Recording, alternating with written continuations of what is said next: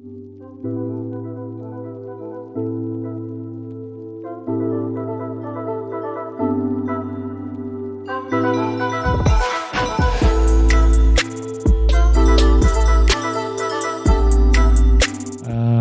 ini seperti biasa juga, Bante akan memberikan wadah dengan tema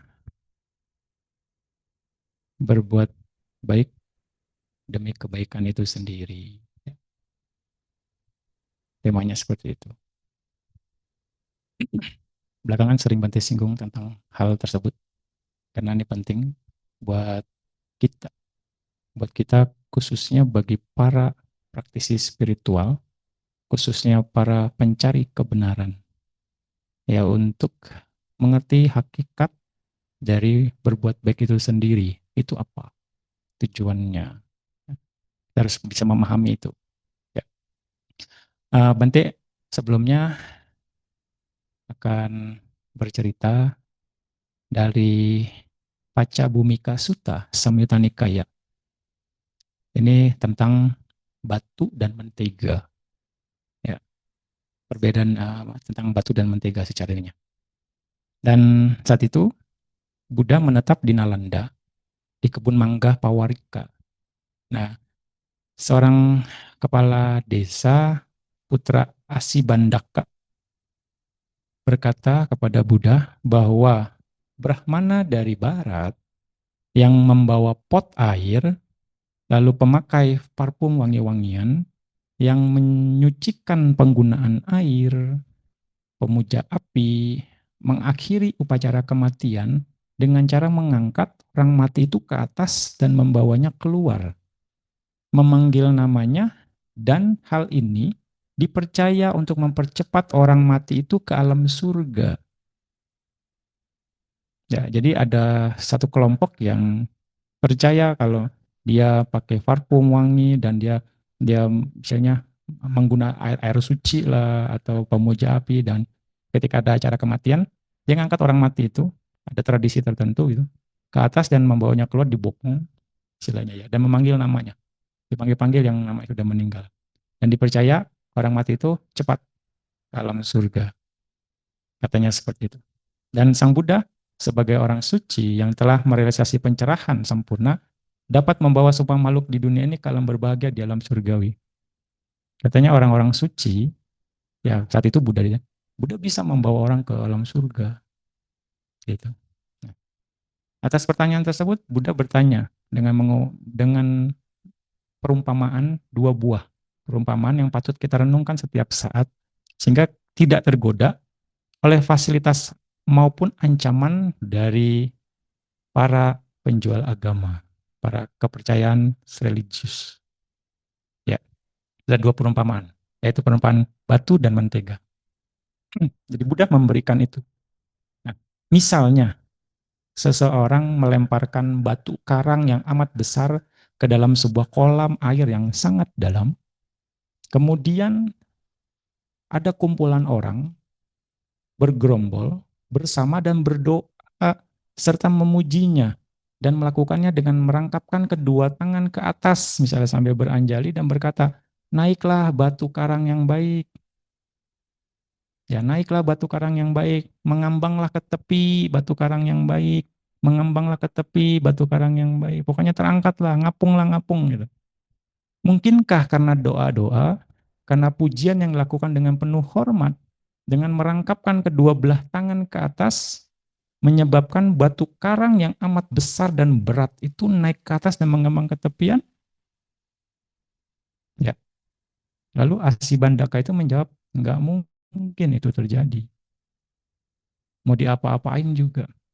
Lalu Buddha melanjutkan, demikian pula halnya bagi siapa saja yang suka membunuh, suka mencuri, ya kan, yang punya perilaku salah tentang misalnya asusila, pembohong, penyebar fitnah, yang sering mengucapkan kata-kata kasar, pembicara yang tidak bermanfaat, orang yang serakah, orang yang batinnya diliputi niat jahat dan yang batinnya menganut pandangan keliru, betapapun besarnya kumpulan atau orang-orang yang berdoa bersama, melakukan pujian, penghormatan, dan merangkapkan kedua belah tangan ke atas dengan berkata, semoga orang ini ketika tubuhnya hancur, setelah kematiannya lahir lagi di alam berbahagia di dunia surga. Orang tersebut ketika tubuhnya hancur setelah kematiannya, tetap akan lahir di alam menyedihkan, di alam rendah, di alam neraka. Buddha kasih perumpamaan seperti itu. Mau sampai bebusah juga mulutnya, nggak akan bisa.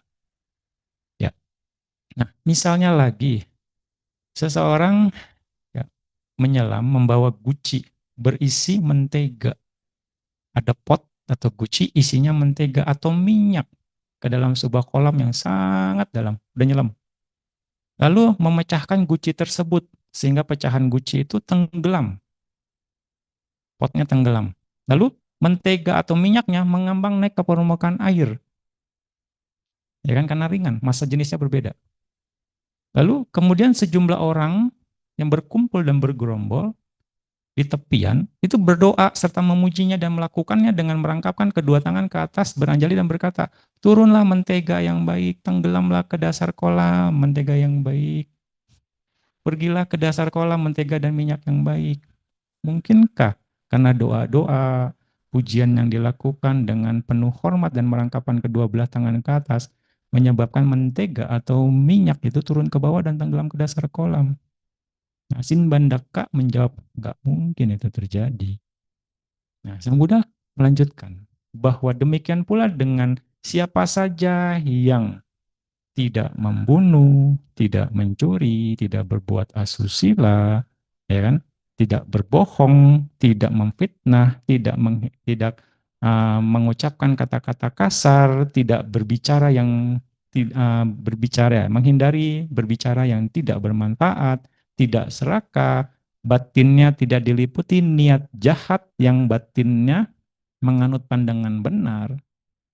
Betapapun beratnya kumpulan orang-orang yang berdoa bersama, betapapun banyaknya, melakukan pujian penghormatan dengan merangkapkan kedua belah tangan dan dengan berkata, semoga orang ini ketika tubuhnya hancur setelah kematiannya tumimbal lahir lagi di alam menyedihkan di neraka. Mau disumpah serapah juga sama sekampung hitungannya. Ya, nggak bakalan gitu. Berkuat-kuat aja gitu, ya kan? Dia bilang. Nah, gitu. Nggak mungkin orang tersebut ketika tubuhnya hancur setelah kematian tetap akan lahir di alam berbahagia dan di dunia surgawi dikatakan. Jadi nggak perlu doa-doa yang bagaimana-bagaimana gitu. Semuanya ditentukan.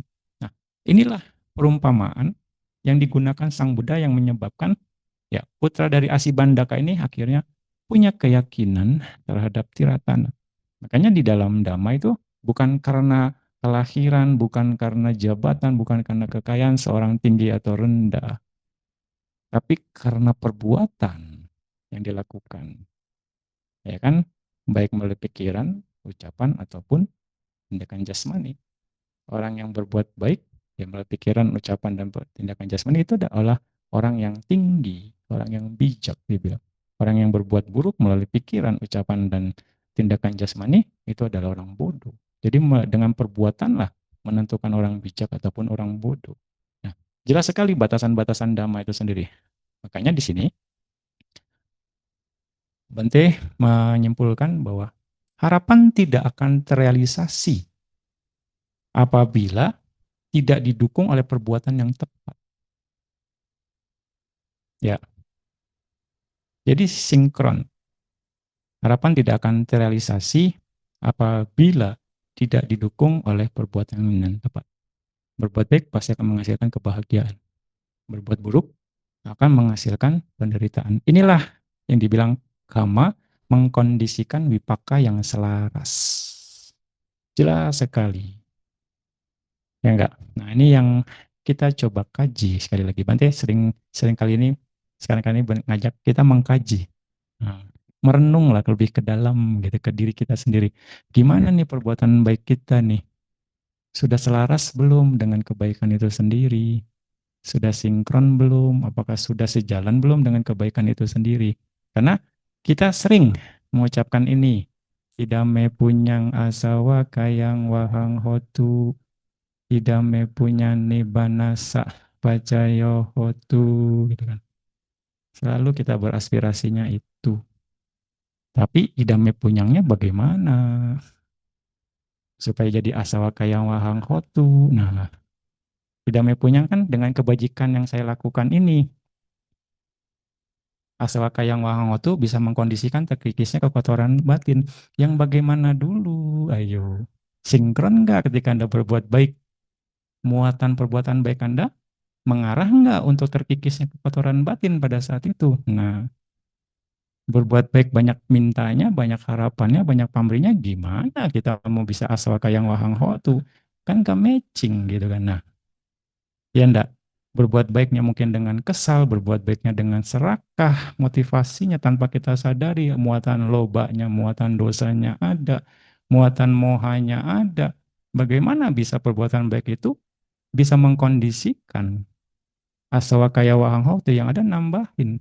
Nah, ini yang harus kita lihat. Makanya harapan tidak akan terrealisasi apabila tidak didukung oleh perbuatan yang tepat. Idame punya nibbana sa pacaya hotu.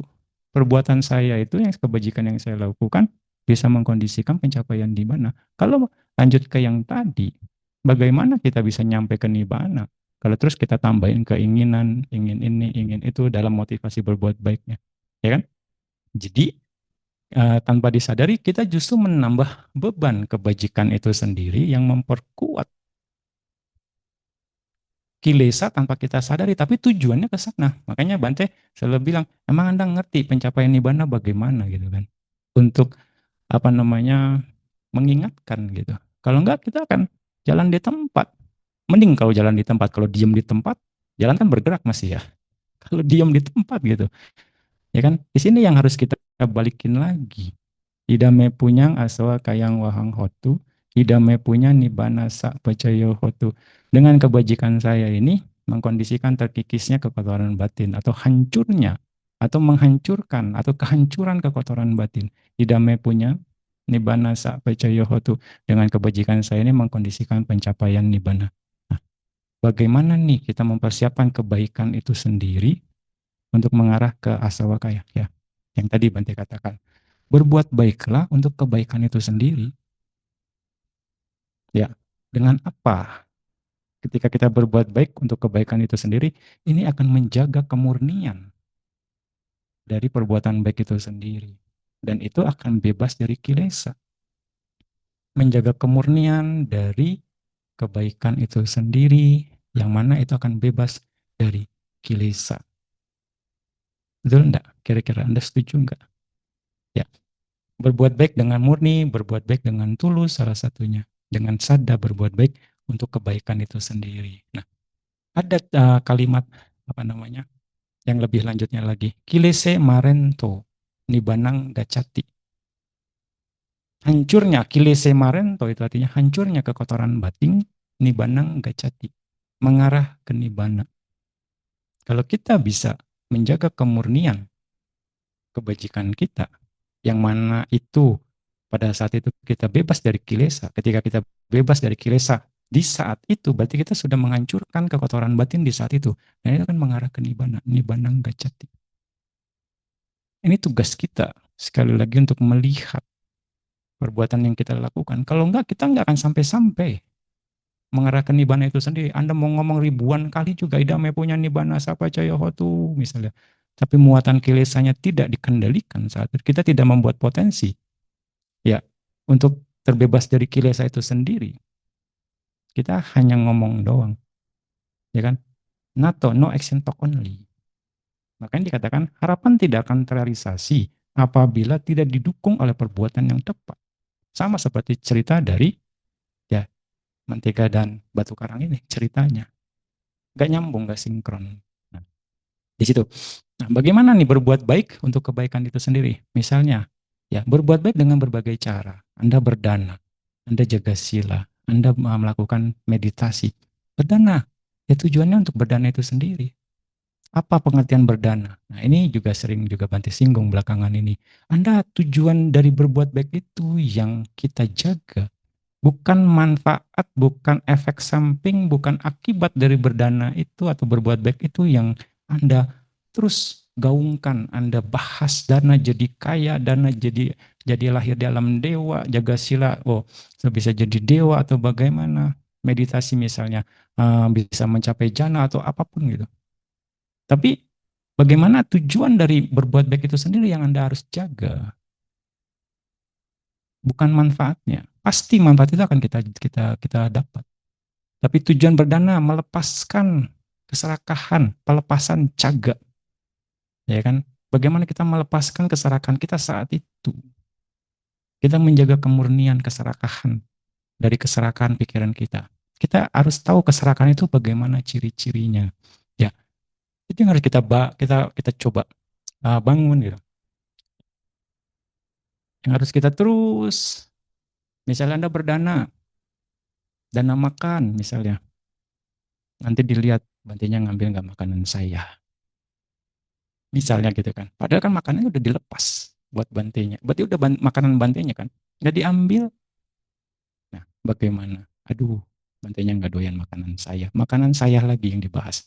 Makanan yang saya masak, makanan yang saya masak lagi yang dibahas kira-kira gitu. Jadi masih ada sayahnya gitu. Ya, action pelepasannya ini yang akhirnya nggak selaras dengan tindakan dan juga pemikiran gitu. Misalnya kan, barang bantenya saya dana ini, bantenya barangnya dipakai nggak sama bantenya misalnya. Ya kan? Di sini harus kita renungkan pelepasan itu berdana untuk pelepasan ego, pelepasan kepemilikan, ya kan? Loba diti, loba mana, ya kan? Keserakahan, ya. Berarti sekalian ini ya. Keserakahan secara prinsipnya keinginan yang melekat atau loba, keinginan yang melekat secara berlebihan terhadap objek-objek yang menyenangkan seperti kekayaan, kenikmatan orang-orang dan jabatan atau pandangannya adalah bentuk kemelekatan. Ciri-cirinya itu melekat erat pada objek. Tidak puas, selalu ingin lebih. Muncul sebagai aku ingin ini, aku tidak mau kehilangan itu. Ya kan, karakteristiknya menyatu dan menempel pada objek secara emosional dan mental. Menarik ke objek ke dalam dirinya seperti lem, sulit untuk melepaskan atau berbagi. Secara prinsip ininya ya, itu loba. Manifestasinya itu kemelekatan nafsu keserakahan. Bisa muncul sebagai cinta buta, obsesi atau keinginan memiliki. Dampaknya bisa menyebabkan penderitaan karena ketidakpuasan, memicu lahir kembali dalam rendah. Itu loba. Dasarnya yang harus kita latih, yang harus kita murnikan ketika kita berdana. Jaga kemurnian itu. Artinya bukan jaga ya, kita buat potensi itu. Kalau enggak, kita terus nambahin potensi di samsara, yang sama seperti di samsara. Makanya ada istilah, tangan kanan kasih, kalau bisa tangan kiri jangan tahu. Latihan itu berat memang. Tangan sebelah-sebelahan gitu, tangan kanan kasih, kalau bisa tangan kiri nggak tahu gimana coba ya logikanya kan. Nah, itu sesuatu pelepasan yang kita belajar ke sana gitu. Ya, biar dengan ketika kita menjiwai pelepasan itu, kita membuat potensi yang sinkron, yang selaras dengan aspirasi kita asal kayang wahang hotu. Membuat potensinya dulu, ya kan? Merubah kebiasaan di samsara dengan kebiasaan dhamma, ya kan? Kalau terus kita melekat, kita nambahin terus kebiasaan di samsara itu sendiri. Walaupun kita praktek dhamma gitu, kita membebani muatan-muatan itu, muatan-muatan kemurnian itu dengan ketidakmurnian, muatan-muatan yang baik dengan ketidakmurnian. Ya enggak? Kita harus bisa pahamin ini. Makanya berbuat baiklah untuk kebaikan itu sendiri, sehingga kita bisa menjaga kemurnian dari kebaikan itu sendiri. Sehingga kita bebas dari kilesa. Oke. Sila, sama. Kita harus ngerti pelaksanaan sila itu bagaimana. Bukan cuma tidak membunuh, tidak mencuri, tidak membunuh, tidak mencuri. Bukan hanya terkesan menghindari atau melarang, nggak boleh ngebunuh, nggak boleh mencuri, nggak boleh berbuat asusila, nggak boleh ngebohong. Bukan cuma larangannya tok yang harus kita bangun gitu, yang harus kita pahami. Jangan dilarang. Jadi kalau kesannya dilarang tuh kesannya jaga sila tuh negatif. Perintahnya negatif. Tidak boleh, nggak boleh ngebunuh. Jadi mungkin jadi ada reaksi yang nggak boleh ngebunuh misalnya. Ada reaksi takut mungkin, ada reaksi gelisah sikap mental kita, gejolak batin kita ada di sana. Nggak boleh ngebunuh, jangan. Misalnya gitu kan. Itu kan satu penolakan ya. Jangan, gitu. Sayang kasihan dia, jangan dibunuh gitu. Reaksi kita secara spontan. Itu kan bentuk gejolak mental, ya kan? Nah, kita harus bisa paham ini. Justru pelaksanaan sila itu akan memberikan kenyamanan. Kita membebaskan banyak makhluk, tak terhingga makhluk dari penderitaan, dari rasa sakit karena dibunuh. Kita membebaskan itu, ya kan? Artinya kita memberikan kenyamanan, keamanan, kebahagiaan, kedamaian. Ini sering Bante ulang-ulang juga nih ya. Senang Bante ulang-ulangnya supaya pemahaman pelaksanaan sila kita ini berubah. Bahwa dengan jaga sila, selain tidak melakukan aktivitas yang merugikan makhluk lain, kita juga memberikan kenyamanan bagi makhluk lain. Kenyamanan yang kita prioritaskan bagi makhluk lain. Siapapun yang ada samping kita, di sebelah kita, atau di sekitar kita akan nyaman dengan perbuatan atau tindak tanduk yang saya lakukan. Karena prioritas saya sebagai orang yang bermoral, orang yang jaga sila, saya akan buat nyaman mereka. Nyaman secara pemikiran, nyaman secara ucapan, nyaman secara tindakan. Nah itu esensi dari sila itu sendiri. Karena kita nggak berpikir pemikiran kita mungkin gimana, ucapan kita mungkin ceplas-ceplos misalnya. Selonong boy bisa saja. Ngomong ya asal ngomong misalnya gitu kan. Nah dengan asal ngomong gitu, dengan apakah bikin nyaman orang? Nah itu kan harus kita kaji. Kalau kata tidak bikin nyaman, apakah sesuai dengan pelaksanaan sila saya sebagai orang yang bermoral bikin orang nyaman? Tindakan saya juga. Ini harus kita lagi. Kalau supaya kita bisa memaknai dhamma lebih kepada practical sense. Dengan begitu, apa yang praktek dhamma kita akan selaras dengan tujuan kita. Membuat potensi yang murni ketika kita berbuat baik. Ya enggak? Makanya berbuat baik demi kebaikan itu sendiri. Kita gali kebaikan itu sendiri dari pelaksanaan sila. Ya kan? Dari pelaksanaan sila, dari badana, dari pelaksanaan sila. Banyak sebenarnya. Juga meditasi. Ya kan? Meditasi tujuannya adalah fokus pada satu objek. Fokus pada satu objek adalah objek yang bermanfaat. Nah, di sini fokus kepada satu objek yang bermanfaat. Jadi tugas Anda hanya fokus pada satu objek yang bermanfaat untuk kemajuan meditasi Anda. Fokuskan saja ke sana. Terus saja emphasize-nya di prosesnya, jangan hasilnya gitu sekali lagi. Supaya kita punya pengendalian diri terhadap proses itu sendiri. Bukan tujuan akhirnya sekali lagi. Tapi memang ya duniawi, kita di dunia dikejar oleh target, ya kan? Dikejar oleh keinginan. Kita terbawa oleh kebiasaan itu. Ya ini kebiasaan samsara. Tapi kalau kebiasaannya sebagai praktisi dhamma, kita harus mengerti supaya praktek dhamma kita semakin murni, dan kemurnian, justru dengan kemurnian itulah menghasilkan kekuatan yang besar. Sehingga kekuatan besar inilah yang akan menarik kondisi-kondisi baik yang lain bagi kita. Sekali lagi ya. Jadi berbuat baik untuk kebaikan itu sendiri. Berbuat baik bukan cuma dana, sila, jaga sila, meditasi, enggak. Ada lagi yang lain, berbuat baik. Anda misalnya bersabar, ya kan, kanti, ya kan, bagaimana Anda memancarkan metta, bagaimana kita bermudita cita, ya kan, bagaimana kita melakukan pelimpahan jasa, bagaimana kita menghormat bagi orang-orang yang patut dihormati, apa cayana. Ya kan, itu kan perbuatan-perbuatan baik yang merupakan praktek dhamma. Itu juga dhamma yang Buddha ajarkan. Nah, praktek-praktek dhamma ini harus kita lakukan dengan tulus. Mau dibilang jangan tebang pilih gitu loh. Kalau tebang pilih itu berarti kualitas kita. Kita akan happy melakukan kebaikan kepada orang yang kita sukai. Itu secara normalnya. Tapi kalau kita punya kualitas, kepada siapapun yang melakukan kebaikan, kita akan happy. Ya kan? Kita akan bisa bersabar kepada siapapun.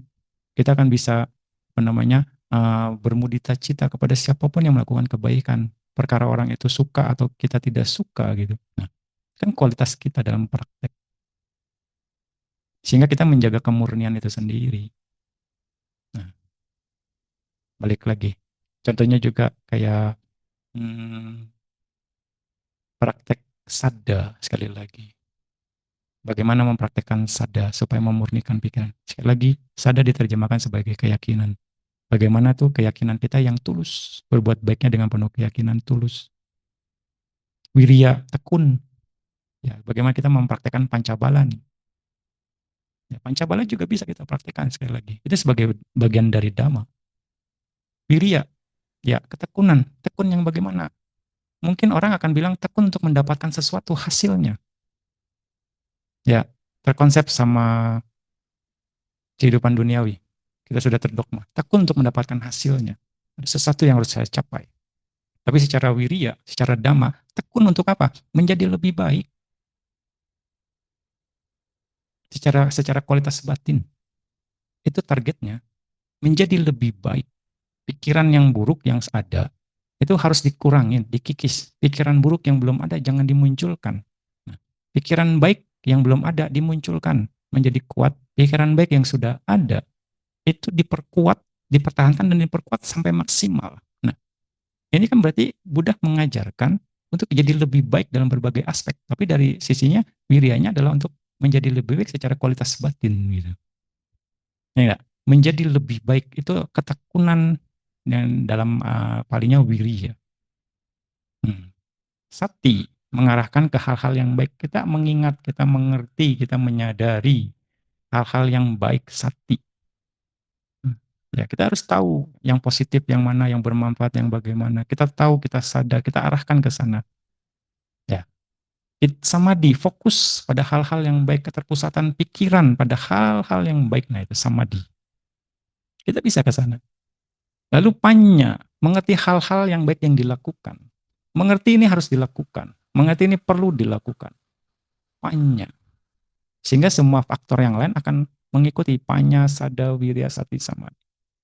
Dan pancabala ini adalah faktor-faktor pencerahan. Yang mana ketika seseorang bisa mengembangkannya, batinnya akan jadi berkualitas sekali lagi. Hmm. Sekali lagi, ya berbuat baiklah demi kebaikan itu sendiri. Kita arahin gitu ya. Dengan begitu, kilese marento, hancurnya kekotoran batin, nibbana gacati, mengarah ke nibbana. Kalau kita nggak buat potensinya sekarang, kapan hancurnya? Nambahin lagi, nambahin lagi, nambahin lagi. Yang penting bilang kan, bagaimana kita mengikis kekotoran batin yang ada? Caranya jangan nambahin kotoran batin. Itu cara kita ngikis saat ini. Berarti kan dengan tidak nambahin kita nggak nambahin beban muatan kekuatan dari kekotoran batin itu sendiri kan. Dengan begitu secara nggak langsung kita udah ngikis tuh saat ini. Dengan tidak nambahin kekotoran batin. Saat ini kita bangun dulu potensinya biar kuat gitu, biar banyak. Sehingga nanti kita udah kekuatannya, udah bentengnya kuat, kita baru hajar kiri, baru hajar kanan. Nah maksudnya kayak gitu. Nah, udah bilang present moment. Present moment yang dibentuk jadi kuat dulu. Itu jadi pondasi kita. Kita membentukkan pondasi. Sehingga udah kuat pondasinya baru hajar kiri, hajar kanan. Nah, kita belajar untuk ketika menghajar ke kiri bagaimana kita bereaksi. Nah, kita pelajari reaksi kita ketika ada kekotoran batin itu sendiri muncul dari masa lalu. Kita harus belajar dari sana. Tenang, gitu kan. Salah satu tenang menyikapinya. Tenang saja. Dengan tenang, Anda akan jadi lebih baik. Sehingga ketenangan Anda yang akan terbentuk sekali lagi. Lagi sehingga Anda tahu apa yang harus Anda lakukan. Oh, cuekin saja ini sih. Oh, ya sudah, saya konsentrasi di sini. Oh, saya positive thinking saja. Memang karma buruknya sedang berbuah. Nah, itu cara-cara kita untuk mengendalikan situasi. Jangan terbawa suasana. Ya, kira-kira seperti itu ya. Nah, banyak hal yang harus kita lakukan. Supaya apa? Kita selaras dengan kebaikan itu sendiri. Karena sekali lagi seperti yang contoh di yang tadi yang suta itu, kalau kita apa namanya harapan tidak akan terrealisasi apabila tidak didukung oleh perbuatan yang tepat. Anda mau kekotoran batin Anda terkikis, ya Anda mau istilahnya mengarah kepada pengikisan kekotoran batin. Saat Anda berbuat baik, Anda tidak nambah kekotoran batin itu sendiri. Ya kan? Jadi idame punyang. Punyangnya idame ini yang saya harus murnikan. Itu cara kita untuk asawakayang wahang hotu. Cara logisnya. Sehingga kita tidak nambahin beban. Idame punyang nih, nasa pacayo hotu. Dengan begitu, kebajikan saya yang murni, itu bisa mengarah ke nibbana. Nibbana itu apa sendiri? Terbebas dari kemelekatan, terbebas dari kilesa sepenuhnya. Kita buat potensi itu, tapi oke, pelan-pelan, sedikit-sedikit, oke. Tapi kita buat potensinya dulu, buat habitnya dulu, buat kebiasaan dhamma. Sekali lagi, bagaimana kita ini ya, praktek kebaikan untuk kebaikan itu sendiri, itulah praktek dhamma, sekali lagi. Nah, ini untuk menjaga dhamma, untuk menjaga sasana. Ya, di sana ya. Oke, nanti jelasin lagi tentang apa namanya ciri dosa. Ya, Anda harus juga mengerti dosa itu bagaimana karakteristiknya. Tadi loba sudah. Dosa, penolakan atau kebencian terhadap sesuatu yang tidak menyenangkan. Ini termasuk marah, dendam, iri hati, permusuhan dan kekejaman, penolakan. Ciri-cirinya penolakan dan keinginan untuk menjauhkan diri dari objek. Rasa panas, tidak nyaman, ingin menyerang atau menghancurkan. Ya, karakteristik dosa ini penolakan terhadap objek yang tidak disukai muncul sebagai agresi mental atau fisik. Bisa aja kita berpikir, ini orang ngapain lah, kok begitu sih? Ada penolakan, pikiran. Agresi mental atau fisik ya, terhadap objek yang tidak disukai. Nah, manifestasinya kekerasan, kemarahan, kebencian, keinginan menghancurkan. Akibat dampaknya ya konflik dan perpecahan mengarah pada kelahiran kembali di alam rendah. Moha, arti moha adalah ketidaktahuan atau delusi, tidak mampu melihat sesuatu sebagaimana adanya, tidak mengenal hukum kama, anicca, dukkha, dan anatta. Cirinya tidak tahu, bingung, ragu-ragu. Nah, kebodohan spiritual itu ciri-ciri dari moha. Bingung atau kegelapan batin, tidak mampu membedakan benar dan salah. Nggak tahu, ikut-ikut aja, yang lain begini saya ikut aja deh. Daripada saya malu, gitu, misalnya. Ya kan? Bisa aja ada orang seperti itu. Gak apa-apa. Benar salah urusan nanti deh. Yang penting saya nggak malu. Tidak mampu membedakan benar dan salah. Manifestasinya delusi, keraguan, ketidakjelasan batin. Ke kiri ya ke kiri, ke kanannya ke kanan, kemana angin bertiup misalnya gitu ya. Kalau kata main layangan tuh tali kamanya singit gitu. Iya gitu. Akibatnya ya menjadi dasar munculnya loba dan dosa. Karena nggak tahu yang mana baik, yang mana buruk, nggak tahu yang mana benar, mana yang salah, ya sudah. Semuanya sama kok, melakukan begini juga, ya sudah, saya ikut-ikutan saja. Apa-apalah semuanya juga saya melakukan hal yang sama. Ya, ciri-ciri dasar ini harus kita kuasai. Sehingga kita bisa baca pikiran sendiri dan kita coba antisipasi dengan, ya balik lagi, tujuan dari berbuat baik itu sendiri yang harus kita terus jaga, sehingga kita bisa ya minimal mengendalikan kilesa dulu deh. Dengan begitu kita akan terbiasa ke sana sehingga kita bisa memurnikan pikiran itu sendiri atau kebaikan itu sendiri, menjaga kemurnian pikiran kita pada saat berbuat baik. Cara bijak adalah berbuat baik untuk kebaikan itu sendiri, bukan untuk yang lain. Ya, cara untuk memurnikan kebajikan itulah sehingga kita akan terbebas dari kilesa saat ini. Kalau kita sering Ya, kalau kita banyak membuat potensi bebas dari kilesa saat ini atau pada saat ini kita sering memurnikan kebajikan kita, kita sedang membuat potensi itu sebanyak-banyaknya. Dan itu akan jadi modal kita, ya kan? Di sana. Sehingga kilese marento, hancurnya kekotoran batin, nibbana gacati, mengarah ke nibbana. Bisa paham ya?